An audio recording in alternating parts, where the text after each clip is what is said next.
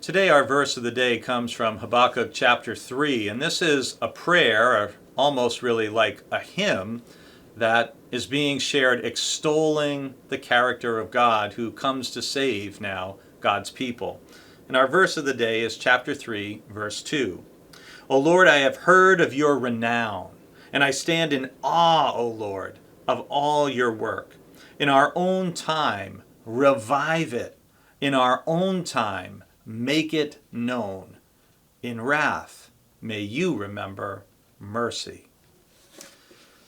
One of the things that the prophet is alluding to is something that perhaps we all can relate to, and that is, as we've moved through the Bible, we've seen times when God seems to act in dramatic, powerful, significant ways to save God's people.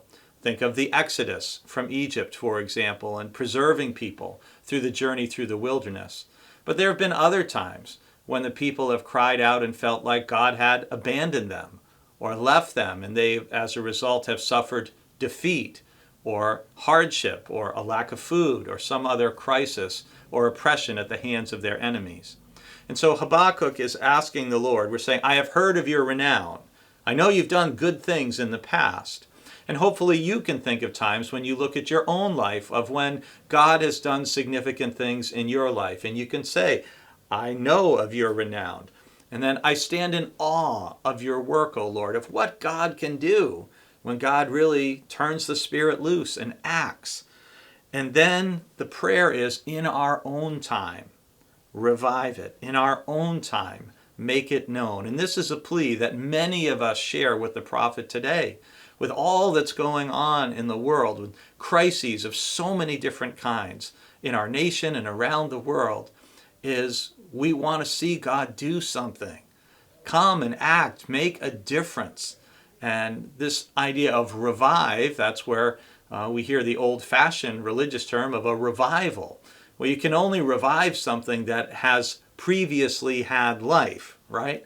And so part of what the prophet is asking for, part of what so many of us would like to see, is God to revive, to bring to new life, to reinvigorate the church and God's people in the world today, that we might be used by God to make a difference.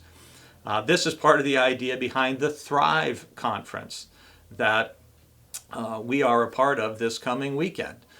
It's the idea of bringing Christians together to worship, to be equipped, to learn, to fellowship, that we might help to bring God's work more present and God's love in practical ways, to bring it more through our communities across Cape Cod.